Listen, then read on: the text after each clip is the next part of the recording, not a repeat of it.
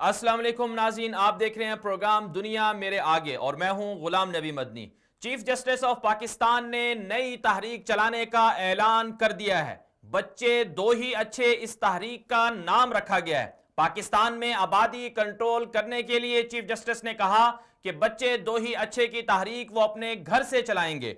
इसके अलावा पाकिस्तान के वजीर आजम इमरान खान ने बेघर अफराद के लिए आर्जी तौर पर खैमे बनाने का ऐलान कर दिया है। इमरान खान के इस इकदाम को पजीराई मिल रही है। पूरे पाकिस्तान में बेघर अफराद इमरान खान से तवक्कुआत वाबस्ता किए हुए हैं। ईरानी सदर हसन रूहानी का ताज़ा बयान सामने आया है। ईरानी सदर हसन रूहानी का कहना है कि सऊदी अरब हमारे भाई हैं, हम सऊदी अरब से दोस्ती चाहते हैं। क्या ईरान वाकई सऊदी अरब से दोस्ती चाहता है? फ्रांस में एहतजाजी मुजाहरे हो रहे हैं और इसके अलावा फ्रांस के अंदर जो बड़ी एक खबर है वो ये है कि बहुत सारे लोग जो हैं वो सड़कों पर हैं। इसके साथ साथ बरतानिया के अंदर भी एक नई कोशिशें सामने आ रही हैं। बरतानिया की मुतहर्रिक कोशिशों के बावजूद रूस और शाम ने दाइश को शिकस्त दे दी है। रूसी सफारत खाने का एक बयान सामने आया है और बरतानिया यूरोपीय यूनियन से अलहदा भी हो गया है और ब्रेक्जिट की मंजूरी भी दे दी गई है। बरतानवी आर्मी चीफ भी मैदान में कूद पड़े हैं, इस पर भी बात करेंगे। इसी तरह इसके अलावा जो हमारे साथ एक और स्टोरी है जिस पर आज हम अपने प्रोग्राम में बातचीत करने जा रहे हैं, वो स्टोरी है कि इसके अलावा जो हमारे पास स्टोरी है वो है कि शाम में तुर्क सरहदी इलाकों के करीब अमरीकी फौजी अड्डे के हवाले से अमेरिका ने फौजी अड्डे बनाने का ऐलान किया है। अमेरिका शाम में 30,000 फौजियों को तरबियत देगा, यह खबर सामने आ रही है। इसके अलावा जो अगली हमारे पास स्टोरी होगी वो है, एक और स्टोरी जो है वो हमारे पास होगी कि बहरीन में पार्लिमानी इंतखाबात होने जा रहे हैं, हो चुके हैं, बल्कि जो इस इंतखाबात के अंदर 67% जो है टर्न आउट रहा और इसे इन इंतखाबात को बड़ा सराहा जा रहा है। इसी तरह भारत के अंदर मुस्लिम और हिंदू फसादात के हवाले से तनाज़ा खड़ा हो गया है। भारत के अंदर बाबरी मस्जिद की जगह मंदिर तामीर करने के लिए हिंदू जो हैं शिद्दत पसंद वो जमा हो चुके हैं। तो क्या दोबारा से भारत के अंदर कशीदगी जो है वो मंडला रही है और इसके नुकसानात क्या होंगे, इस पर भी बात करेंगे। और एक और खबर हमारे पास जो स्टोरी है जिस पर हम बात करने जा रहे हैं वो ये है कि हम जिन्स परस्ती के खिलाफ ताइवान अवाम का रेफरेंडम सामने आया है और दुनिया भर में जो हम जिन्स परस्ती के हवाले से जो तंजीमें काम कर रही हैं वो बड़ी मायूस हो चुकी हैं। बहरहाल अपने प्रोग्राम के हम पहले हिस्से की तरफ बढ़ते हैं। हमने बात करनी थी कि इमरान खान साहब का नया ऐलान सामने आया है। एक बड़ी खबर है कि इमरान खान साहब ने अगरचे कल कहा था कि बेघर अफराद के लिए उन्होंने कहा कि पनाहगाहें आर्जी तौर पर खैमे लगाए जा रहे हैं और इन खैमों के अंदर जो लोग फुटपाथ पर सोते हैं या जिनके पास घर नहीं है, चूंकि सर्दियों का मौसम है, तो उनके लिए उन्होंने कहा है कि वज़ीर आला पंजाब को और दीगर जो जिम्मेदारान हैं, उनके जो इत्तेहादी हैं या हुकूमत में हैं, उनको उन्होंने कहा है कि खैमे लगाएं और इसके लिए जो आर्जी तौर पर खैमों का बंदोबस्त किया गया है। लेकिन इसके अलावा जो इमरान खान साहब का नया बयान था वो ये था, इससे पहले इमरान खान साहब ऐलान भी कर चुके हैं कि वो 50 लाख घर बनाएंगे और जिन लोगों के पास घर नहीं है वो उन्हें घर देंगे। अब ये ऐलान इमरान खान साहब का सामने तो आया है 50 लाख घर बनाने का, लेकिन अभी तक अमली तौर पर कुछ ज़्यादातर वो नहीं हो सका। अगरचे दरखास्तें तो लोगों से तलब कर ली गई हैं, दरखास्तें तो ले ली गई हैं कि जिन जिनको घर चाहिए वो अपना फॉर्म फिल करें और कौन कौन लोग इसमें शामिल हैं। पाकिस्तान के जो बड़े शहर थे उनसे दरखास्तें वसूल की गई हैं। लेकिन अब ये सवाल ये है कि क्या इमरान खान साहब जो हैं वो 5 साल के अरसे में 50 लाख घर बना पाएंगे। और फिर इसके अलावा जो सबसे बड़ा सवाल है वो ये है कि जो घर बनाने बेघर अफराद को घर देने का जो मंसूबा है ये अच्छा मंसूबा है, लेकिन सवाल ये है कि लोग बेघर क्यों हैं? जो पाकिस्तान के अंदर 50 लाख लोग तो बेघर नहीं हैं, बल्कि इससे ज़्यादा लोगों के पास अपने घर नहीं है। तो ये बड़ा इंपॉर्टेंट सवाल है कि लोग बेघर क्यों हैं, उनके पास घर क्यों नहीं है। हालांकि पाकिस्तान के अंदर वाफर मिकदार में ज़मीनें भी खाली पड़ी हुई हैं और पाकिस्तान के पास वसाइल भी बहुत ज़्यादा हैं। तो उसकी जो वजूहात हैं वो करप्शन, बदयांती और सरमाया का एक ख़ास तबके तक महदूद रहना है। जब तक पाकिस्तान के अंदर ये तमाम मसाइल, ये बदयांती और करप्शन ख़त्म नहीं होगी और सरमाया का जो एक ख़ास तबके तक महदूद है, इसका जो जमा होना है, जब तक ये ख़त्म नहीं होगा तब तक जो है इमरान खान साहब अमली तौर पर पाकिस्तान की आवाम को खुश नहीं कर पाएंगे। बेरोजगारी बड़ा मसला है, गुर्बत बड़ा मसला है और इसके अलावा बहुत सारे दीगर मसाइल हैं, ये उस वक्त तक हल नहीं होंगे जब तक सही मानों में करप्ट माफिया के खिलाफ इमरान खान साहब एहतसाब नहीं करेंगे। इसके अलावा एक और बड़ी खबर जो वो हमारे पास है, जो स्टोरी है, वो ये है कि आबादी कंट्रोल करने के लिए चीफ जस्टिस का नया ऐलान सामने आया है। चीफ जस्टिस इन दिनों लंदन के दौरे पर हैं और फंड रेजिंग कर रहे हैं डैम बनाने के लिए।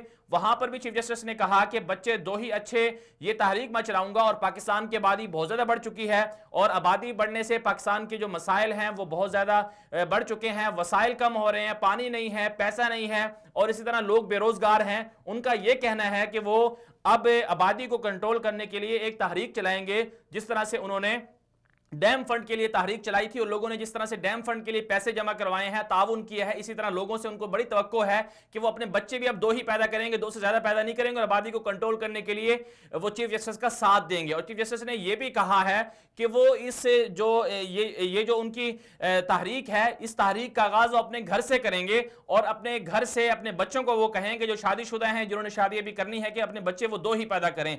और फिर साथ साथ ये भी कहा चीफ जस्टिस ने कि उन्होंने हुकूमत को भी कहा है कि वो आबादी को कंट्रोल करने के लिए चीफ जस्टिस और अदलिया की तरफ से जो प्लान होगा, ये जो मंसूबा होगा, उस पर अमल दरामद करें। बहरहाल इसी हवाले से क्या चीफ जस्टिस की ये तहरीक दुरुस्त है या नहीं है, इस पर हम अपने मेहमानों से ही बात करेंगे। मुफ्ती जुबैर साहब और ये मकबूल जान साहब हमें ज्वाइन करेंगे थोड़ी देर में, लेकिन उससे पहले एक रिपोर्ट है 24 उर्दू की तरफ से। रिपोर्ट देखिए, हमारे साथ रहिएगा, वापस आते हैं।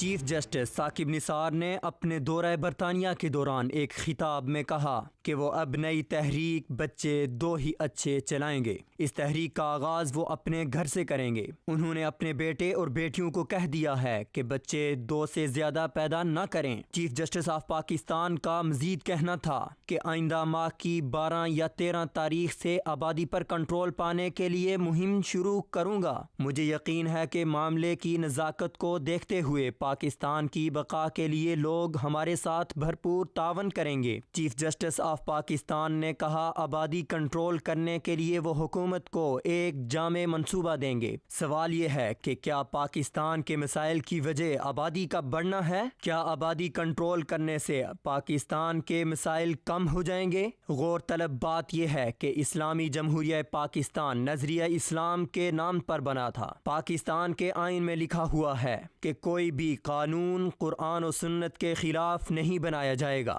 दूसरी तरफ रसूल अकरम सल्लल्लाहु अलैहि वसल्लम का फरमान मुबारक है, कसरत से निकाह करो, क़यामत के दिन मैं तुम्हारी कसरत की वजह से दीगर उम्मतों पर फ़ख्र करूँगा। सवाल ये है कि इस्लामी जमहूरिया पाकिस्तान के चीफ जस्टिस को क्या ज़ेब देता है कि वो रसूल अकरम सल्लल्लाहु अलैहि वसल्लम के फरमान के बरअक्स आबादी कंट्रोल करने जैसी मुहिम चलाएं? दुनिया के बेशतर ममालिक आबादी की किल्लत की वजह से परेशान हैं। रूस, जापान, फ्रांस और दीगर ममालिक में बच्चे पैदा करने की तरगीब दी जाती है। बाकायदा बच्चे पैदा करने के लिए मर्दों को छुट्टियाँ दी जाती हैं। दुनिया में कसरत आबादी वाले ममालिक को ताकतवर मुल्क समझा जाता है। किसी भी मुल्क की जितनी ज्यादा आबादी होगी, उस मुल्क का दिफा उतना ही मजबूत होगा। अरब ममालिक समेत दीगर ममालिक पाकिस्तान से इसलिए ताल्लुक मजबूत रखते हैं क्योंकि पाकिस्तान के पास 22 करोड़ आबादी है। इन हकायक के बावजूद हैरत है कि पाकिस्तान के चीफ जस्टिस आबादी कंट्रोल करने की मुहिम चला रहे हैं।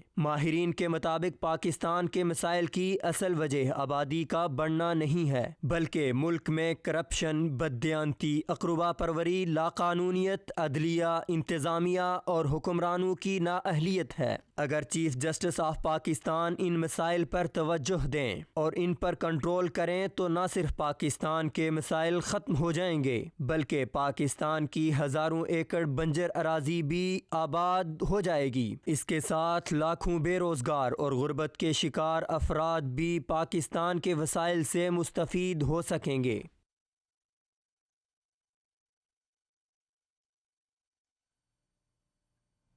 वेलकम बैक नाज़रीन, आपने रिपोर्ट मुलाहिज़ा की कि चीफ जस्टिस ऑफ पाकिस्तान का बयान सामने आया है। चीफ जस्टिस ऑफ पाकिस्तान का ये कहना है कि पाकिस्तान की आबादी बहुत ज़्यादा बढ़ चुकी है, 22 करोड़ के करीब आबादी पहुंच चुकी है, लिहाजा आबादी को कंट्रोल करना बहुत ज़रूरी है, क्योंकि आबादी कंट्रोल ना की गई तो फिर पाकिस्तान के जो वसाइल हैं वो चूँकि बहुत महदूद हो चुके हैं, और वो वसाइल जो है वो आबादी पर पूरे नहीं उतरेंगे, और वसाइल आबादी उनको किस तरह से इस्तेमाल कर सकेगी, ये बहुत बड़ा इशू है और बहुत बड़ा मसला है। और चीफ जस्टिस ने यह भी कहा है कि वो इस तहरीक के लिए अपने घर से आगाज़ करेंगे। अब सवाल ये पैदा होता है कि क्या चीफ जस्टिस ऑफ पाकिस्तान का ये जो तहरीक चलाने का ऐलान है, आबादी को कंट्रोल करने का ये ऐलान, क्या दुरुस्त है, और क्या फिर इससे समाज के अंदर कोई तब्दीली भी वाक़ई होगी, और फिर इस्लाम का नुक्ता नज़र इस हवाले से क्या है आबादी को कंट्रोल करने के लिहाज से। और फिर जो दुनिया के जो दीगर ममालिक हैं, बहुत सारे ममालिक ऐसे हैं जिनको अब किल्लत आबादी का सामना है, उनके पास बंदे नहीं हैं, अफराद नहीं हैं। जब अफराद नहीं हैं तो उनकी ताकत के अतबार से वो बहुत परेशान हैं। वो बैरूनी दुनिया से, खुद सऊदी अरब को आप देख लें, सऊदी अरब या दीगर अरब ममालिक को, कि वहाँ पर आबादी की किल्लत है, लिहाजा वो ममालिक बहुत परेशान। इसी वाले से जान लेते हैं मजीद। हमारे साथ मौजूद हैं इस वक्त पाकिस्तान के सीनियर तर्जुमान जनाब औरिया मकबूल जान साहब। औरिया साहब, बहुत शुक्रिया, आपने हमें वक्त दिया। ये फरमाइएगा कि आबादी के कंट्रोल करने के लिहाज से, आबादी को कंट्रोल करने के हवाले से चीफ जस्टिस ऑफ पाकिस्तान का जो नया बयान सामने आया है, तहरीक चलाएंगे, अपने घर से चलाएंगे, तो 2 बच्चे अच्छे, ये क्या इस तहरीक के अहदाफ क्या हैं और मकासद क्या हैं, और इससे पाकिस्तान पर क्या असर पड़ेगा? मेरा ख्याल है चीफ जस्टिस साहब अब उस उम्र में पहुंच चुके हैं जहां उन्हें अपने घर से तहरीक चलाने की जरूरत महसूस नहीं होनी चाहिए, क्योंकि अब वो उनका ना वो उम्र उस उम्र में है कि आप कहें कि अपने घर से तहरीक शुरू करेंगे। पहली बात यह है कि दुनिया के हकायक को जरा देख लें। आज से 200 साल पहले ये मार्क्सस की थ्योरी जो थी, ये पेश हुई थी कि दुनिया के जो रिसोर्सेज हैं ये चल रहे हैं अपना 1, 2, 3, 4, 5 के हिसाब से, और दुनिया की आबादी जो है ये चल रही है 2, 4, 8 और 16 के हिसाब से, और एक दिन ऐसा आएगा कि इंसान को खाने लग जाएगा और ये हालत हो जाएगी। लेकिन अब सूरत हाल ये है कि दुनिया में 18 मुल्क ऐसे हैं कि जहां इनकी जो आबादी इतनी कम हो चुकी हुई है कि वहां पर उन्हें अगर बाहर से लोग ना मंगाएं तो उनकी सर्विसेज मेंटेन करने के लिए कोई पता नहीं रहता। एक बंदे के ऊपर 5 नौजवान चाहिए, जबकि Germany, Sweden, Denmark, Spain, Japan, Paris, वहां के मुल्क वो जो हैं कि वहां हालत ये हो चुकी हुई है कि 2 बूढ़ों के ऊपर 3 नौजवान रह गए हैं, और अक्सरियत जो है वो और उनकी ओल्ड एज होम में जा चुकी हुई है। सोसाइटी बिल्कुल जिसे कहते हैं खत्म होने की सूरत हाल पे आ चुकी है। दूसरा ये होता है कि जब इस तरह की सूरत हाल का आगाज किया जाता है तो फिर कोई बंदा, जब कंट्रासेप्टिव उनके हाथ में आते हैं तो कोई बंदा भी अपनी नई जनरेशन पैदा करने की कोशिश नहीं करता। यूरोप में पूरे तमाम यूरोप के ममालिक के अंदर मैटरनिटी नहीं, पैटर्निटी लीव, यानी वालिदैन में से बाप को छुट्टी 2 साल की दी जाती है कि खुदा के लिए बच्चे पैदा करो।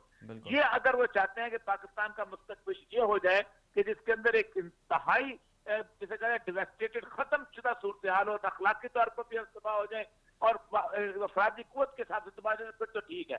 दुनिया पूरी के अंदर जिन कौमों ने भी तरक्की की है उन्होंने आजादी के सरप्लस की बुनियाद पर तरक्की की है। अगर उनके पास आबादी ज्यादा थी तो वो लोग दुनिया में बाहर निकले हैं, उन्होंने कौमें फतह की हैं, उन्होंने कारोबार किए हैं, उन्होंने बाकी तमाम काम किए। बिल्कुल। और ये सब जिस तरह से चीफ जस्टिस ऑफ पाकिस्तान का ओहदा है, और फिर दूसरी तरफ से इस्लामी कवानीन भी, पाकिस्तान के अंदर इस्लाम का नाम भी लिया जाता है, और इस्लाम और कुरान और सुन्नत के खिलाफ कोई कानून भी नहीं बनाया जाएगा। और फिर रसूल अकरम सल्लल्लाहु अलैहि वसल्लम की जो तरगीब है कसरत निकाह के और कसरत औलाद के हवाले से, तो फिर आप क्या समझते हैं कि चीफ जस्टिस ऑफ पाकिस्तान को इस्लामी कवानीन का इल्म नहीं है, फिर इससे माशरे पर भी असरात तो पड़ेंगे, जाहिर सी बात है, फिर इसका मुकाबला कैसे किया जा सकता है? देखिए चीफ जस्टिस साहब का अपने ओहदे का मसला नहीं है, और अगर उनके खिलाफ अगर आप बोलते हैं तो कंटेम्प्ट ऑफ कोर्ट भी नहीं है। मैं दोबारा प्रोग्राम करूंगा और फिर बताऊंगा कि चीफ जस्टिस साहब थोड़ा सा अकल को ले और थोड़ी सी अकल पकड़े। आपसे ये किसने सवाल किया है कि पाकिस्तान की आबादी और पाकिस्तान के मुस्तकबिल के बाहर बंदे बनना शुरू हो जाए? मतलब यह है कि अपने आज 2 दिन यहाँ पर हैं, कल को कौन की बात मानेगा? कल को इधर पाकिस्तान के अंदर कितनी बड़ी मूवमेंट चलती रही है, पॉपुलेशन प्लानिंग की चलती रही है, कौन यहाँ पर आता रहा, किसकी बात किसने मानी है? आज तो उनके साथ 4 लोग हैं, कल तो उनकी बात सुनने वाला कोई नहीं होगा पाकिस्तान में। उनका भी अंदाजा नहीं है कि 18 जनवरी को उन्हें रिटायर हो जाना है। बिल्कुल। और ये सब इसके अलावा एक और दिलचस्प बात यह है कि चीफ जस्टिस के खुद 2 बच्चों से ज्यादा बच्चे हैं। जी वही मैं कर रहा हूँ ना, वो कहते हैं अपने आप से शुरू करूंगा, तो मसला यह है कि उनके ऊपर नहीं है अब तो ये काबिल के अपने आप से पॉपुलेशन प्लानिंग शुरू करने की। अब वो आराम से अल्लाह अल्लाह करें। बिल्कुल, चलें। और अपने घर में जी जी, और ये साहब चलें, बहुत बहुत शुक्रिया आपने हमारे साथ शिरकत की। ये थे हमारे साथ पाकिस्तान के सीनियर तज्ज़ियाकार जनाब औरिया मकबूल जान साहब।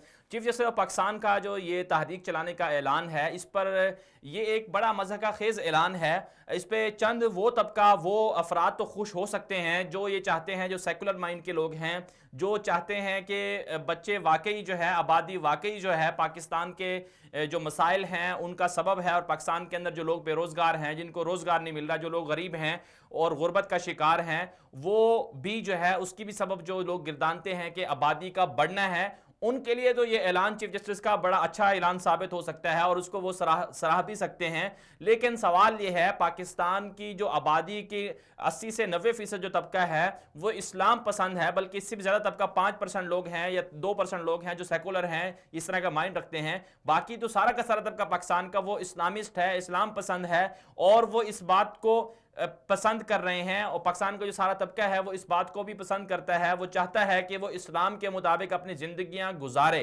तो जब एक तबका, पूरी पाकिस्तान की जो अक्सरियती आबादी है वो इस तरफ है, और फिर दूसरी तरफ अगर देखा जाए, माजी का रिकॉर्ड देखा जाए, तो माजी में भी जनरल परवेज मुशर्रफ जो डिक्टेटर थे, उनके ज़माने में भी ऐसा सामने आया है कि उन्होंने भी बच्चे दो ही अच्छी की तहरीक चलाई और उसके लिए बड़ा फंड्स खर्च किया गया। और इसमें जो जो बैरूनी दुनिया है, अमेरिका और यूरोप, उन्होंने बड़ी फंडिंग की कि किसी तरह से पाकिस्तान की आबादी को कम किया जाए। तो ये इस्लाम इस हवाले से क्या कहता है, इस पर हम जान लेते हैं। हमारे साथ मौजूद हैं इस वक्त मुफ्ती मोहम्मद ज़ुबैर साहब, मारूफ मजहबी स्कॉलर हैं। मुफ्ती साहब, बहुत बहुत शुक्रिया प्रोग्राम में तशरीफ़ लाने का। ये फरमाइएगा कि जो चीफ जस्टिस का नया बयान सामने आया है, नई तहरीक चलाने का उन्होंने जो ऐलान किया है कि बच्चे दो ही अच्छे, तो आप क्या समझते हैं कि आबादी का बढ़ना ये कोई मसला है समाज के लिए और पाकिस्तान के लिए, और इस्लाम इस हवाले से क्या कहते हैं कि आबादी कंट्रोल करो या बच्चे दो ही अच्छे? बिस्मिल्लाहिर्रहमानिर्रहीम, नहमदुहु व नुसल्ली अला रसूलिल करीम, अम्मा बाद। देखिए, गुजारिश ये है कि किस शख्सियत ने बयान दिया है, किसने नहीं दिया है, उससे कता नजर मैं एक उसूली बात और जो कुरान और हदीस का मिजाज है वो आपके सामने जिक्र किए देता हूँ। मुल्क के अंदर और बाहर मुल्क के अंदर भी इस किस्म की माजी में बहुत सारी तहरीकें चलती रहीं, बल्कि बहुत सारे मुल्कों के अंदर मुख्तलिफ मखसूस महकमे भी इसी मकसद के लिए कायम किए गए। देखिए, कुरान करीम का जो मिजाज है वो है वला तक़्तुलू औलादकुम खशियत इमलाक नहनु नर्ज़ुकुकुम व इय्याहुम। एक जगह पे फरमाया नहनु नर्ज़ुकुकुम व इय्याकुम, और एक जगह फरमाया नहनु नर्ज़ुकुकुम व इय्याकुम। हम लोगों को, हम बच्चों को, आने वाली नस्लों को रिज्क देते हैं, तुमको भी हम रिज्क देते हैं और तुम्हारी आल औलाद को भी हम रिज्क अता करते हैं। लिहाजा अपनी औलाद को फक्र फाका या माशी कमजोरी के खतरात के पेश नजर कत्ल मत करो। ये कुरान करीम के अंदर जा बजा कहा गया है। अहादीस तज्रिबा के अंदर आप सल्लल्लाहु अलैहि वसल्लम तो इरशाद फरमा रहे हैं कि मैं उम्मत की कसरत पर यौम क़यामत फख्र करूंगा, मैं दीगर अंबिया कराम के मुकाबले में अपनी उम्मत की कसरत पर फख्र का इजहार किया करूंगा। तो गोया तकसीर उम्मत, उम्मत का बढ़ना, उम्मत की बढ़ोतरी और इजाफा, ये तो नबी सल्लल्लाहु अलैहि वसल्लम के फख्र का जरिया है, तफाखुर का जरिया है। या आप सल्लल्लाहु अलैहि वसल्लम उसको अपना एजाज के तौर पर बयान कर रहे हैं, और हम आज ये कह रहे हैं कि बच्चे दो ही अच्छे।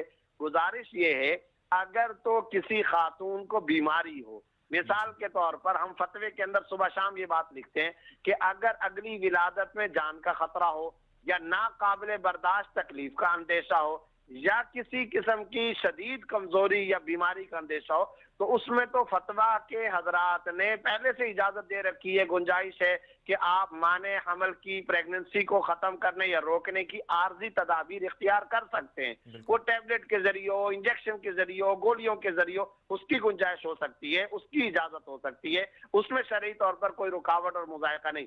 लेकिन बहैसियत मजमूई तहरीक की शक्ल इख्तियार करना और इसकी कंपेन चलाना और ये कहना कि बच्चे दो ही अच्छे और कोई नॉर्मल हालात हैं, कोई मियाँ बीवी को प्रॉब्लम और मसला भी नहीं है, और उसके बावजूद ये कहा जाए नहीं जी हम इसकी कंपेन चलाएंगे, ये कुरान और हदीस के मिजाज से मेल खाने वाला मामला नहीं है। साथ ही साथ मैं आपको एक अहम बात ये बता दूं जी, हमें जो अहादीस तजरिबा का मिजाज पता चलता है वो ये कि अगर घर में बच्चे ज्यादा होंगे तो खुदा रिज्क में इजाफा करेगा।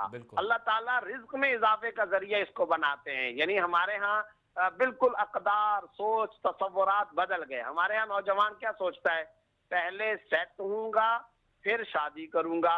इस्लाम का मिजाज बिल्कुल बरअक्स है। वो ये कि पहले शादी करोगे तो सेट हो जाओगे। हजरत उमर रजी अल्लाह ताला अन्हु फरमाते हैं, मैं उस आदमी पे हैरान होता हूँ, मैं उस आदमी को बेवकूफ समझता हूँ जो रिज्क में फरावानी चाहता है मगर निकाह नहीं करता। हजरत उमर फरमाते हैं मैं उसको बेवकूफ समझता हूँ। एक हदीस के अंदर आता है कि आप सल्लल्लाहु अलैहि वसल्लम बैठे में एक शख्स आया, उसे या रसूलल्लाह मैं बहुत गरीब हूँ, पैसे वैसे नहीं है और बहुत मुफलिस हूँ। फरमाया अच्छा तुम गरीब हो, निकाह कर दो। बिल्कुल। एक और शख्स आया, उसने कहा या रसूलल्लाह मैं बहुत गरीब हूँ, पैसे नहीं है, मुफलिस हूँ। फरमाया निकाह कर लो। उसने कहा या रसूलल्लाह मैं तो पहले से निकाहशुदा हूँ। फरमाया एक और शादी कर लो, एक और निकाह कर लो।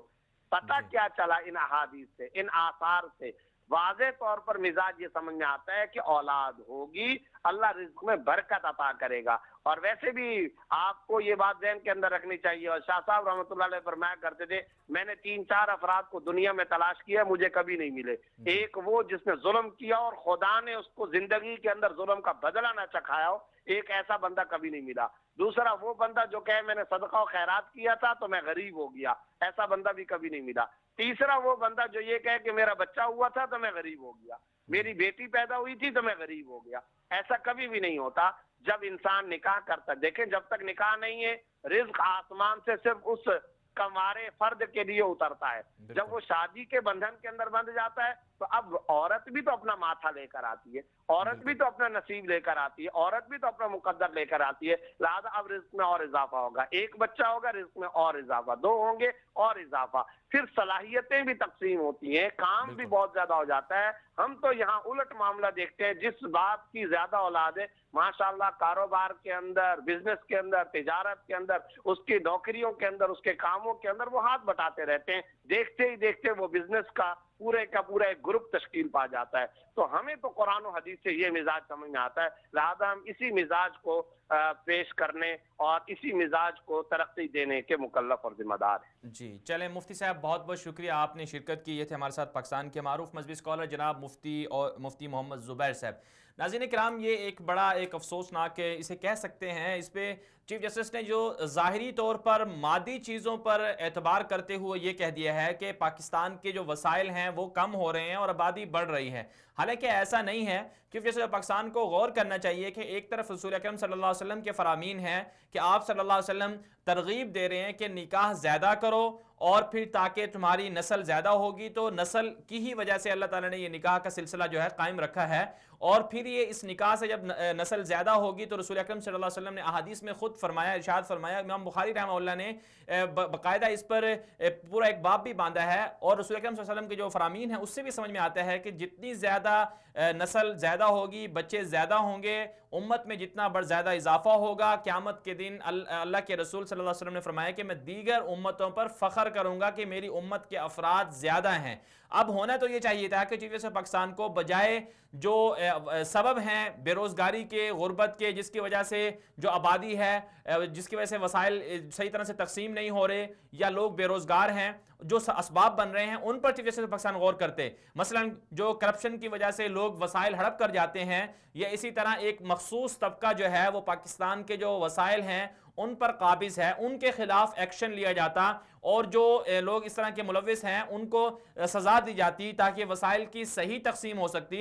लेकिन बदकिस्मती से चीफ जस्टिस पाकिस्तान ये कह रहे हैं कि वो बच्चे दो या 6 आबादी को कंट्रोल करने की तारीख चलाएंगे। अब इससे फिर बड़ा सवाल पैदा होता है कि एक तरफ तो रसूल अकरम सल्लल्लाहु अलैहि वसल्लम तरगीब दे रहे हैं कि आप निकाह ज्यादा करो, बच्चे ज्यादा करो, और दूसरी तरफ से पाकिस्तान के चीफ जस्टिस ये कह रहे हैं कि आप बच्चे कम करो, बच्चे ज्यादा ना करो।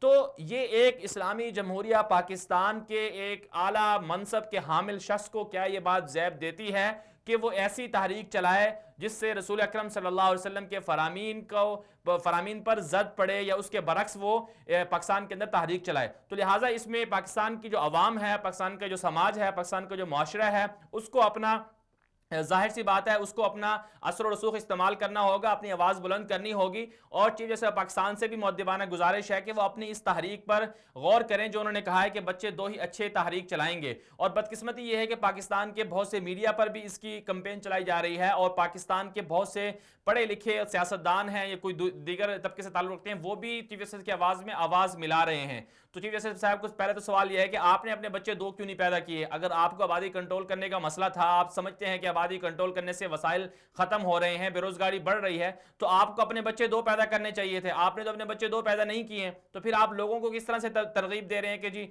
वो आप अपने बच्चे कम पैदा करें। तो लिहाजा चीफ जस्टिस पाकिस्तान को अपने इस बयान से रुजू करना चाहिए और अपनी तारीख से रुजू करना चाहिए। बहरहाल आगे बढ़ते हैं, हमने बात करनी थी ईरानी सदर हसन रूहानी का सऊदी अरब की हिमायत के हवाले से एक नया बयान सामने आया है और उन्होंने ये कहा है कि सऊदी अरब और खित्ते के दीगर ममालिक के साथ हम मिलकर चलने के लिए तैयार हैं और सऊदी अरब हमारे भाई हैं। तो क्या मुस्तकबिल में सऊदी अरब ईरान के ताल्लुकात अच्छे हो सकते हैं, और फिर मशरक़ वस्ता में और खलीज में ईरान का असर रसूख कैसा है, और क्या वो वाकई अमरीकी पाबंदियों की वजह से पीछे हटने को तैयार है? इसी हवाले से मजीद बात कर लेते हैं। हमारे साथ मौजूद हैं इस वक्त मोहतरम जनाब अहमद कुरैशी साहब, सीनियर तजज़ियाकार हैं और सहाफ़ी भी हैं। बहुत बहुत शुक्रिया अहमद साहब, आपने ज्वाइन किया। ये फरमाइएगा कि ईरानी सदर हसन रूहानी का जो ये बयान आया कि मशरिक़ वस्ता के जो बड़े पार्टनर ममालिक हैं, बड़े जो ममालिक हैं सऊदी अरब, उनके साथ वो चलने के लिए तैयार हैं, तो कहीं ऐसा तो नहीं है कि अमरीकी पाबंदियों के बाद ईरान खुद पीछे हट रहा है और दोस्ती का हाथ बढ़ाना चाह रहा है, या फिर कोई ये वैसे ही जिस तरह से उनकी आदत है उसी अपनी आदत के मुताबिक इस तरह का बयान दिया गया है? बिल्कुल, मेरे नहीं ख्याल कि सदर हसन रूहानी के इस बयान पे गल्फ में और मिडल ईस्ट में कोई बहुत ज़्यादा संजीदगी से इस बयान को कोई लेगा। मैं अभी भी थोड़ी देर पहले चेक कर रहा था कि इस बयान के हवाले से मिडल ईस्ट का जो मीडिया है उसमें या जो पड़ोसी ममालिक है ईरान के, किसी ने उसको संजीदगी से लिया है। तो अभी तक कोई नॉर्मल एक जो जिस तरह न्यूज़ एजेंसीज कवर करती हैं वो चीज़ है, लेकिन कोई ख़ास मुझे नहीं लगता कि कल तक भी कोई ऐसा कोई मेजर रिएक्शन आएगा, क्योंकि इसमें उन्होंने काफ़ी बातें की हैं। उन्होंने ये कहा है कि मुसलमान ममालिक जो हैं वो अमेरिका से ताल्लुकात जो है वो एक तरह से इस्लाम के साथ जो है वो ख़यानत है, और ये जो है हमें जो है वो एक दूसरे की मदद करनी चाहिए। और फिर उन्होंने ये भी बात की कि ईरान जो है वो तैयार है कि सऊदी अरब का दिफा करे बड़े कुव्वतों के सामने, और हमारे भाई हैं सऊदी अरब जो है। तो अब इसमें बहुत सारी बातें हो गई हैं। अव्वल तो पहली बात यह है कि जो जितने भी तकरीबन मुसलमान ममालिक जो ईरान के पड़ोसी हैं उन सब के बहुत अच्छे ताल्लुकात हैं अमेरिका के साथ, तो शमूल पाकिस्तान के। हालांकि हमारे कुछ तलखियाँ अमेरिकी के साथ चल रही हैं, लेकिन ओवरऑल जो है एक काफ़ी क्लोज एक अंडरस्टैंडिंग और कोऑर्डिनेशन है बाकी ममालिक की भी है जो खत्ते के अंदर है। तकरीबन जो पड़ोसी हैं मुसलमान ममालिक, ताजिकिस्तान हो गया, तुर्कमानिस्तान, अजरबैजान, तुर्की और खुद इराक जो है। और तो इसलिए एक तो ये इशू है। दूसरी बात यह है कि खुद ईरान ने पिछले 8 सालों में बहुत अच्छे ताल्लुकात अमेरिका के साथ रखे थे। सदर ओबामा की हुकूमत में वजीर खारजा जवाद ज़रीफ साहब के और ख़ुद हसन रूहानी साहब के बहुत अच्छे ताल्लुकात थे अमेरिका के साथ। बल्कि अमेरिका की जो इराक में और अफ़गानिस्तान में ईरान ने उस दौरान बड़ी मदद भी की थी ऑन द ग्राउंड मिलिट्री और इंटेलिजेंस लेवल्स के ऊपर अमेरिका की। और बल्कि मुझे आज तक याद है कि एक अमेरिकी अखबार के अंदर एक ये लाइन मैंने पढ़ी थी, मेरे ख्याल में न्यूयॉर्क टाइम्स था या वाशिंगटन पोस्ट, और उसमें ये लाइन लिखी हुई थी कि एक ऐसा वक्त आ गया था जब ईरान न्यूक्लियर डील निगोशिएट हो रही थी कि कोई भी मशरिक़ वस्ता में वजीर खारजा ऐसा ना था जिसके इतने करीबी हफ्ते में इतनी कॉल्स होती हों अमरीकी वजीर खारजा के साथ जितनी ईरान के वजीर खारजा की, ना सऊदी की, ना पाकिस्तान की, ना मिस्र की, ना तुर्की की, ना किसी और मुल्क की, ना इसराइल की हत्ता।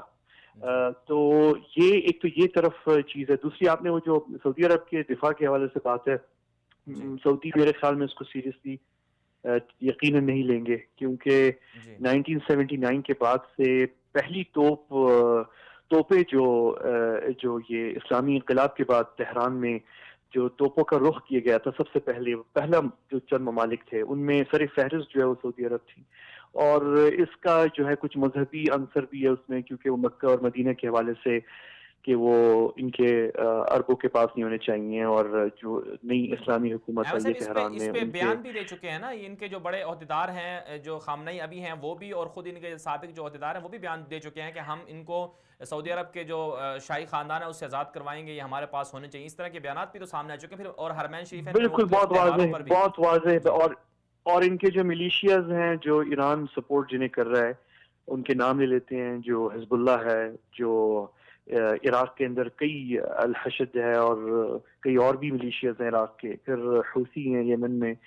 तो इन सब के जो सीनियर एहलकार हैं, कमांडर्स हैं इन मिलिशियाज के, और ये बड़ी वेल ट्रेन मिलिशियाज हैं और सबको पता है कि ये ईरानी बैक्ड हैं, तो उन्होंने तो खुल के, उनके नुमाइंदों ने टीवी पे रिकॉर्ड्स मौजूद हैं सारे ऑनलाइन, उन्होंने खुल के बात की है कि हमारी इतने घंटों के अंदर जो है वो हमारी मिलिशियाज जो है वो सऊदी टेरिटरी के अंदर हो सकती हैं। तो सऊदी अरब तो टारगेट बहुत शुरू से बना हुआ है। सऊदी अरब मेरे ख्याल में एक दो मुसलमान ममालिक में से जिनकी एम्बेसियां जलाई गई थी ईरान के अंदर या हमला किया गया था एम्बेसी के ऊपर, वो सऊदी अरब है।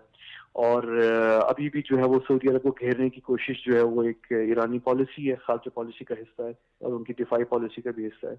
तो जो है ये चीज़ें सारी हमें नजर आ रही हैं। तो मेरे ख्याल में सऊदी तो नहीं लेंगे इसको सीरियसली, क्योंकि सऊदी अरब ने जो है जब हाथ बढ़ाया था तो सदर खातमी यानी सदर ट्रंप के का जो गर्म जोशी से इस्तकबाल किया गया था, उससे बढ़कर इस्तकबाल जो है वो सदर खातमी का किया गया था ईरान के सदर, और फिर सदर अहमदीनेजाद का किया गया था, और दोनों रियाज आए थे और बड़ा जबरदस्त उनके साथ सऊदी अच्छा जो अहमद बादशाह हैं साहब, उन्होंने बिल्कुल अहमद साहब, आपने बिल्कुल ठीक कहा कि सऊदी अरब शायद संजीदगी से ना लें, लेकिन फिर ये ईरानी एक सदर हैं और वहाँ के जिम्मेदार हैं, और फिर क्या अपनी आवाम को एक किस्म का धोखा दे रहे हैं, क्योंकि वो कह रहे हैं कि अमरीकी पाबंदियों के खिलाफ हम नहीं, या फिर अमरीकी पाबंदियों को कम करने के लिए, आवाम को ज़रा हौसला दिलाने के लिए।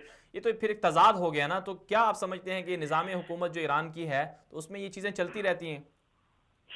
उन्होंने एक और बात की, उन्होंने कहा कि इसराइल, और ये तीसरी बात जो की अभी उन्होंने, इसी एक ही उनका कोई खिताब था किसी कॉन्फ्रेंस से तेहरान में, ये तो सारी बातें जो हैं वहीं पे की गई हैं। एक और उन्होंने बात इसराइल के हवाले से की और बड़ी सख्त जुबान इस्तेमाल की इसराइल के खिलाफ। और मैं आपको एक सहाफ़ी होने के नाते बताऊं, ये मतलब ये हमने अपने कॉलीग्स हैं जो रशियन मीडिया के हैं और अरब मीडिया के, जो मॉस्को के अंदर मौजूद हैं, वो खुद बता रहे हैं कि मॉस्को के अंदर पिछले चंद हफ्तों के अंदर इसराइल और ईरान से नुमाइंदों के दरमियान बाकायदा मुज़ाकरात हुए हैं, और ईरान ने जो है वो कम्युनिकेट किया इसराइल के साथ, और उसका मकसद बेसिकली था कि शाम के अंदर जो इसराइली हमले हो रहे थे ईरानी टारगेट्स के ऊपर वो ख़त्म हो, और ये कि हम ईरान जो है वो शाम में अपने मफादात देखेगा, इसराइल के खिलाफ काम नहीं करेगा। और इस तरह की बातें तय हो रही थी। कितनी तय हुई है नहीं हुई ये मुझे उसका इल्म नहीं है, लेकिन ये तो रशियन मीडिया ने खुद कन्फर्म किया था और रशियन सहाफ़ियों ने कि मॉस्को के अंदर जो है इसराइल से और तेहरान से नुमाइंदे आए थे और रशिया ने ब्रोकर करवाया था। एक और इत्तला भी ये भी है कि ईरानी हुकूमत ने शाम के हवाले से इंडिया का भी जो चैनल्स हैं डिप्लोमेटिक इसराइल के साथ वो भी इस्तेमाल किए हैं और कम्युनिकेट करने की कोशिश की गई है। कुछ चीज़ें जो वो रशियंस के थ्रू नहीं पहुंचाना चाह रहे वो इंडियन चैनल इस्तेमाल हुए हैं। अब वो क्या बातें हो रही हैं ये तो खुफिया है, जाहिर है ये तो हमें किसी को शायद अभी तक पता नहीं है, पब्लिक नहीं हुई, लेकिन ये हो रहा है। तो अब जो ईरानी हुकूमत ये बयानात क्यों दे रही है, ऑब्वियसली ये प्रेशर यानी वाज़े हो रहा है। इस वक्त जो सैंक्शंस है मेरे ख्याल में 35 साल के अंदर इतने सख्त सैंक्शंस जो हैं ईरान के ऊपर शायद नहीं आए, और ये बड़े गलत टाइम पे आए हैं, क्योंकि पहले जो सैंक्शंस आए थे उसमें शायद काफ़ी हद तक ईरानी अवाम में इस हुकूमत के लिए, जो ईरान में हुकूमत है उसके लिए काफ़ी हद तक सपोर्ट थी। ईरान इराक जंग के अंदर जो है लोग इकट्ठे हो गए थे अपने मुल्क का दिफा करने के लिए, इख्तिलाफात भूल गए थे और मुखालफिन, और अब हमने देखा ओबामा दौर के अंदर जब ईरान न्यूक्लियर डील हुई तो जो मुखालफिन थे मौजूदा ईरानी हुकूमत के, जो मगरब में मौजूद हैं अपोजिशन ग्रुप्स, उनका और ईरानी हुकूमत का एक तरह से मुसालहा हो गया था और एक रिकॉन्सिलिएशन हो गई थी। लेकिन अब वो चीज़ फिर से वापस जारी है और इस दफ़ा इकोनॉमिक कंडीशंस बहुत ख़राब हैं, तो इसलिए प्रेशर जो इस वक्त है ईरानी हुकूमत पे, वो बहुत मुश्किल है ईरानी हुकूमत पे कि वो इस प्रेशर से निकल सके बगैर मेजर कंसेशंस दिए हुए अमेरिका को। चलें और ये बहुत बड़ी सुसाइड होगी, जाहिर है, बिल्कुल बहुत बड़ा मुश्किल हो गई। तो आप देखिए ना। बिल्कुल जी अहमद साहब, बहुत बहुत शुक्रिया आपने शिरकत की, आपने हमें वक्त दिया। ये थे हमारे साथ सीनियर तज़कियाकार जनाब अहमद कुरैशी साहब। और ये आगे बढ़ते हैं, हमारे पास एक और स्टोरी है। बरतानिया यूरोपीय यूनियन से अलहदा हो गया है और ब्रेक्जिट का जो मुआहिदा था जिसमें बरतानिया ये चाहता था कि वो यूरोप से अलहदा हो जाए, इस हवाले से आज ब्रसल्स में इजलास हुआ है 27 यूरोपीय ममालिक के नुमाइंदों का, और उन्होंने कहा यह जा रहा है कि 1 घंटे से भी कम वक्त के अंदर इजलास ख़त्म किया और तय किया कि बरतानिया को यूरोपीय यूनियन से अलहदा कर दिया जाए। और दूसरी तरफ से जो बरतानवी हुकूमत है वो खुद मुश्किलात का शिकार है, क्योंकि बरतानवी हुकूमत के जो कुछ अराकीन हैं, बल्कि तादाद उनकी बढ़ती जा रही है, वो खुद मुखालिफ हैं इस बात के कि बरतानिया यूरोपीय यूनियन से अलहदा हो जाए।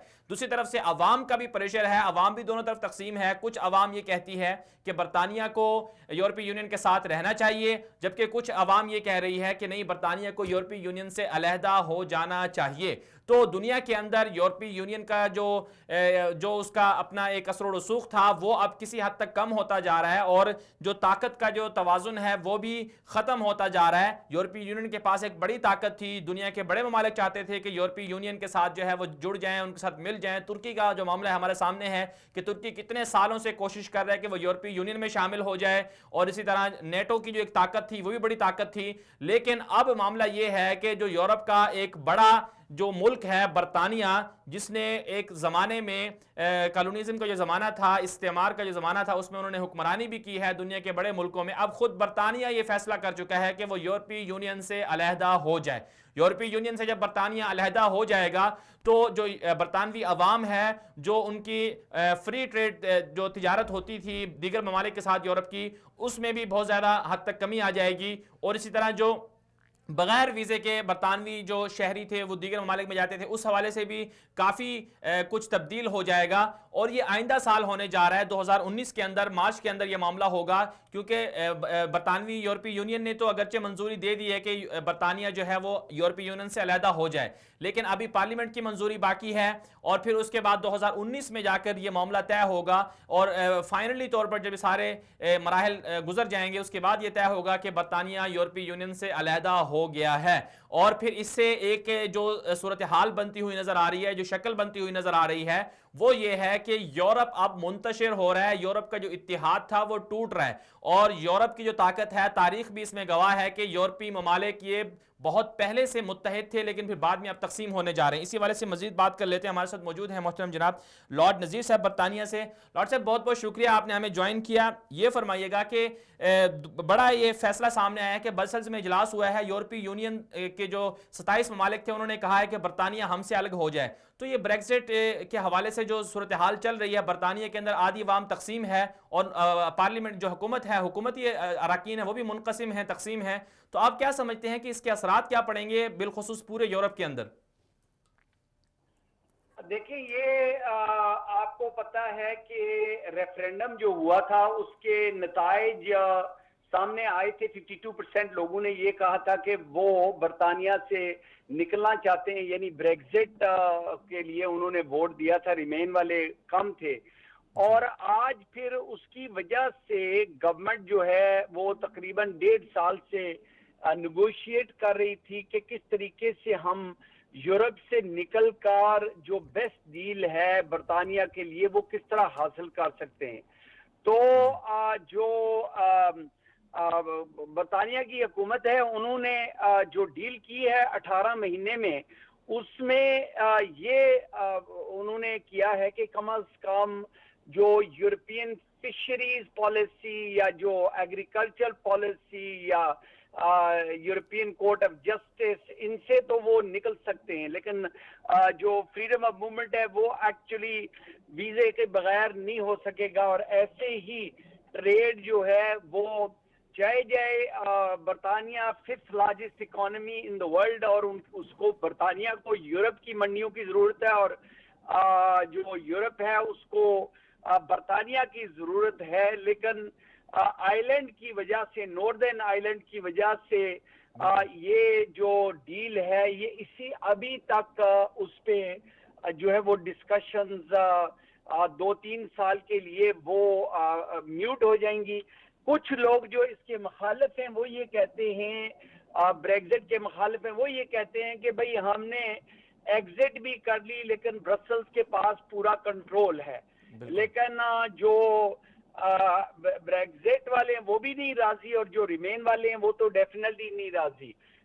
तो अब यूरोपियन यूनियन के साथ तो अग्रीमेंट हो गई है, लेकिन अगले महीने जब पार्लियामेंट में, हाउस ऑफ कॉमन्स में ये मसला आएगा तो उस वक्त ट्रीजा मे के लिए मुश्किल होगा, क्योंकि वहां पे वोट्स यूनानिमस वोट्स हासिल करना उसके, या यूनानिमस नहीं बल्कि मेजॉरिटी करना उसके लिए मुश्किल होगा, क्योंकि 80 मेंबर्स उसकी अपनी पार्टी के भी उसकी मुखालफत करेंगे। जी लॉर्ड साहब, इसमें फिर दुनिया पर असरात क्या पड़ेगा कि दुनिया में जो जिस तरह से यूरोपीय यूनियन की एक ताकत थी, इत्तेहाद था, तो इससे नेटो की भी एक जाहिर सी बात है सबके आपस के इत्तेफाक से सारा कुछ होता था, दुनिया पर इसके असरात मस्बत पड़ेंगे या मनफी पड़ेंगे? देखिए, दुनिया जिस तरह पहले चल रही थी ऐसे ही चलेगी इंशाल्लाह, और यूरोप भी वहां पे ही रहेगा, और हम भी यूरोप से दूर नहीं जा सकते। वो तो अल्लाह ने एक जगह फिक्स की हुई है, लेकिन ये यूरोपियन यूनियन के अंदर वो ताकत नहीं रहेगी, क्योंकि एक बहुत बड़ी नेटो के अंदर जो मिलिट्री फोर्स और इकोनॉमिक फोर्स बरतानिया की है, वो बरतानिया भी इस तरह स्ट्रांग नहीं रहेगा और यूरोप भी इतना स्ट्रांग। और आपको पता है कि 3-4 और मुल्क हैं, जिस तरह स्पेन है, जिस तरह ग्रीस है, जिस तरह इटली है, यहाँ पे जो नेशनलिस्ट या राइट विंग पॉलिटिकल पार्टीज हैं वो भी चाहते हैं कि वो भी अपने ममालिक को यूरोपियन यूनियन से निकालें। उसकी वजह एक तो ये है ना कि ब्रसल्स में जो सिविल सर्वेंट्स बैठे हुए हैं, वो परसेप्शन ये है कि वो सिविल सर्वेंट्स ही जो है वो यूरोप को चला रहे हैं, और वो इसके अवाम जो है और ये पॉलिटिकल पार्टी सख्त इसकी मुखालफत कर रहे हैं। जी लॉर्ड साहब, एक और बयान बरतानिया से सामने आया है कि बरतानवी आर्मी चीफ का एक बयान सामने आया है, द गार्डियन में भी छपा है ये, उन्होंने भी रिपोर्ट किया है कि उन्होंने ये कहा है अपने बयान में कि रूस बड़ा खतरा है बरतानिया के लिए दाइश से भी ज्यादा। तो आप क्या समझते हैं कि बरतानिया और रूस के ताल्लुकात में क्यों ज्यादा गर्मी है और आपस में बहुत ज्यादा तनाव बढ़ता जा रहा है? आपको पता है कि यहाँ पे तकरीबन 3 लोग ऐसे हैं जिनको पॉइजन दिया गया, और जिसकी वजह से ये खदशा था कि उनकी इंटेलिजेंस सर्विसेज हमारे अंदरूनी मामलात में मुदाखलत कर रही है, और वो चाहे वो ब्रिटिश सिटीजन नहीं है, वो रशियन ही हैं, लेकिन वो डबल एजेंट थे, और जिसकी वजह से वो उन डबल एजेंट्स को पॉइजन करने में कामयाब अगर हो गई है ये जो रशियन इंटेलिजेंस सर्विसेज, तो जाहिर है कि उसकी जो है वो कंसर्न्स है कि भाई हमारे मुल्क में ऐसा काम नहीं होना चाहिए। जी चलें लॉर्ड साहब, आपका बहुत बहुत शुक्रिया, आपने हमारे साथ शिरकत की। नाज़रीन किराम, एक और बड़ी खबर बरतानिया ही से है कि बरतानवी आर्मी चीफ, जो नए नए आर्मी चीफ बने हैं बरतानिया के, उनका ये कहना है कि बरतानिया के लिए दाइश से भी बड़ा खतरा वो रूस है। रूस चाहता है कि बरतानिया के अंदर, बरतानिया और यूरोप पूरे के अंदर वो उनकी जो कमजोरियां हैं उससे फायदा उठाकर अपना असर व रसूख बढ़ाया जाए, और रूस माजी के अंदर सोवियत यूनियन के नाम से जो पूरा एक रूस था ये जर्मनी तक पहुंच गया था, और जर्मनी तक जो ममालिक थे वो रूस ने कब्जे में ले लिए थे, और अब भी यूरोप को खतरा है रूस से कि कहीं रूस दोबारा जो है यूरोप पर गलबा और यूरोप की जो ममालिक हैं उन पर काबिज ना हो जाए। रूस और बरतानिया के दरमियान इख्तिलाफात बहुत ज्यादा उरूज पर हैं, सफारती हवाले से भी, और इसी तरह जिस तरह से आर्मी चीफ, बरतानिया के आर्मी चीफ ये कह रहे हैं कि रूस जो है उनके अंदर बहुत ज्यादा मुदाखलत कर रहा है, और बरतानिया के लिए दाइश से भी बड़ा खतरा है रूस। तो इससे दुनिया को क्या पैगाम जा रहा है और दुनिया क्या समझ रही है? वो जाहिर सी बात है यही समझ रही है कि दुनिया को मालूम हो रहा है कि बरतानिया जो है वो बहुत कमजोर हो चुका है, और बरतानिया और रूस के जो ताल्लुकात हैं वो इंतहाई कशीदगी की तरफ जा रहे हैं। दूसरी तरफ से जो सफारत खाना है रूसी बरतानिया के अंदर, उनका यह बयान सामने आया है कि उन्होंने तो खुद दाइश को शिकस्त दी है, दीगर ममालिक के साथ मिलकर बरतानिया नहीं चाहता था कि दाइश को शिकस्त हो, तो एक दूसरे पर इल्जाम तराशी चल रही है, और मुस्तकबिल में इसके असरात भी सामने आ सकते हैं कि रूस और बरतानिया के ताल्लुकात में क्या होने जा रहा है, क्या एक दूसरे के साथ सफारती ताल्लुकात खत्म हो सकते हैं या नहीं हो सकते, ये भी मुस्तकबिल में ही पता चलेगा। बहरहाल एक और खबर शामिल कर लेते हैं हमारे साथ।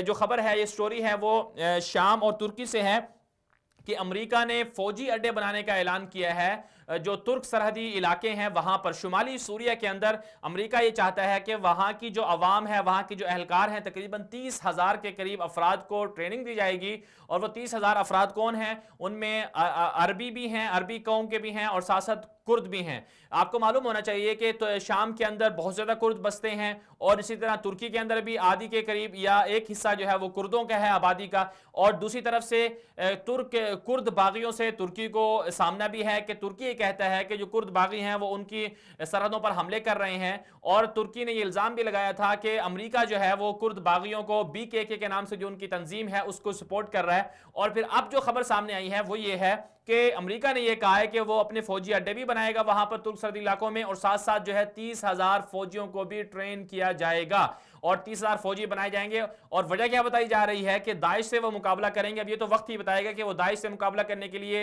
ये 30,000 एहलकारों को ट्रेनिंग दी जा रही है, फिर तुर्की के खिलाफ लड़ने के लिए उन्हें ट्रेनिंग दी जा रही है। बहरहाल एक और खबर हमारे साथ है, वो ये है कि फ्रांस में एहतजाजी मुजाहरे हो रहे हैं, और ये एहतजाजी मुजाहरे महंगाई के खिलाफ हो रहे हैं, बेरोजगारी के खिलाफ हो रहे हैं।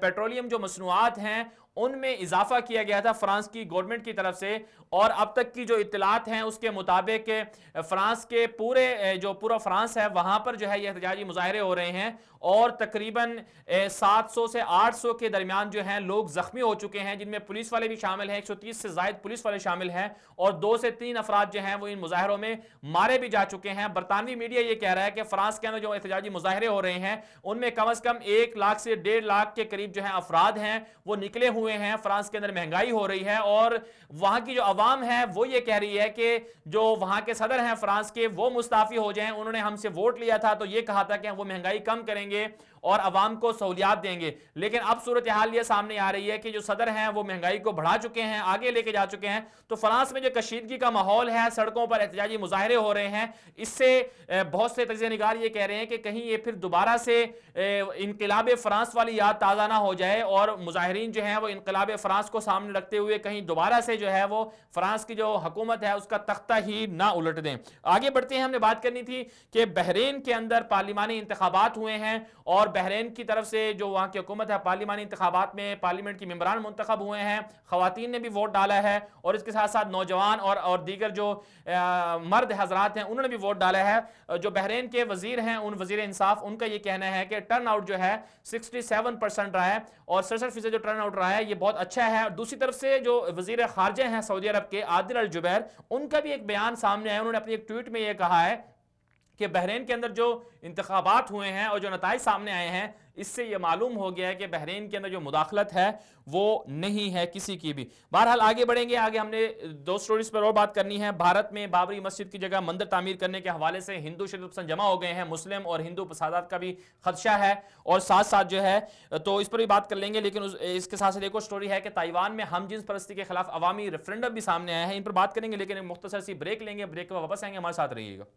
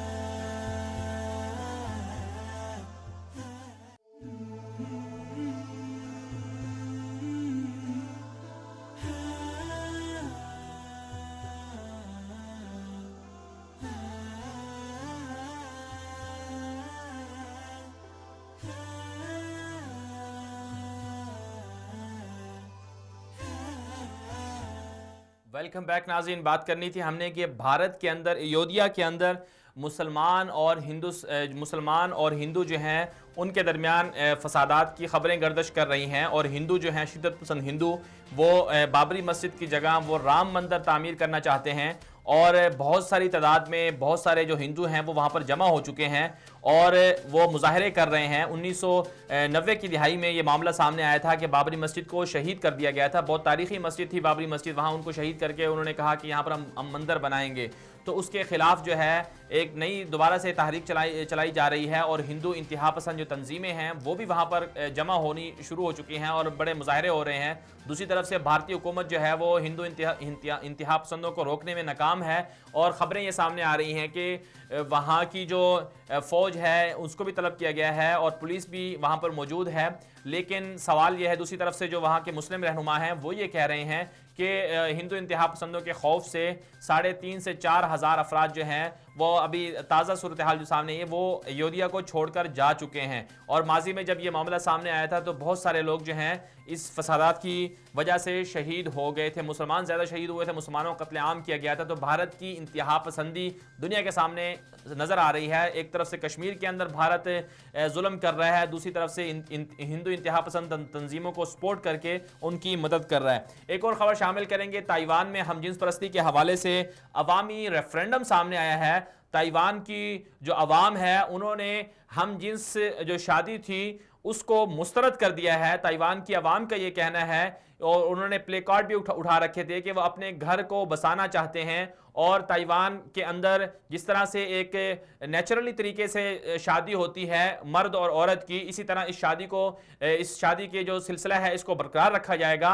और जो हम जिन्सों की जो शादी है उस हवाले से जो कानून बनाया गया था ताइवान के अंदर कि हम जिन्स शादी कर सकते हैं, उसे इजाज़त दी गई थी, उस कानून को अवाम ने मुस्तरद कर दिया है।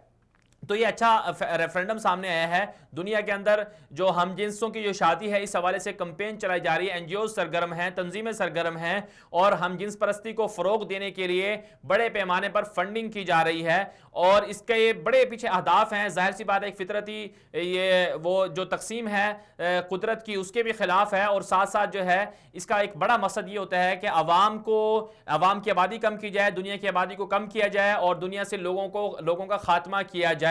तो हम जिन्स परस्ती का जो फितना है ये बहुत शिद्दत से बढ़ता जा रहा था और ताइवान का जो हुकूमत है उन्होंने जब उनकी जो अवाम है उन्होंने जब ये फैसला किया है तो इससे जो खित्ते के दीगर ममालिक हैं बिलखुसूस चीन और थाईलैंड और भारत, वहां पर भी असर पड़ेगा क्योंकि भारत के अंदर जो है वो कुछ ही दिन पहले जो है वो कानून बनाया गया था कि हम जिन्सों को शादी की इजाजत देने का फैसला सामने आया था। तो बहरहाल ये अच्छा फैसला है ताइवान की अवाम का और दुनिया के अक्सर अवाम और अक्सर मसालिक, चाहे वो ईसाई हों, यहूदी हों, मुसलमान हों, जो भी मसलक हो, वो हम जिन्सों की शादी के खिलाफ हैं और अमेरिका के अंदर भी जो है वो इसको कानूनी शक्ल दी गई थी। उसके अलावा उसके बाद देखा गया था बहुत सारे ममालिक ने इसको कानूनी शक्ल दी थी। तो इसके खिलाफ जो है आवाज़ उठानी चाहिए। अक़वाम मुत्तहिदा में भी इसको इजाज़त दी गई थी लेकिन बहरहाल अवाम ने अपना फैसला सुना दिया है और ये अच्छा फैसला है। दुनिया मेरे आगे के साथ टॉप स्टोरीज पर आज इतना ही। इजाज़त दीजिए, अल्लाह हाफिज़।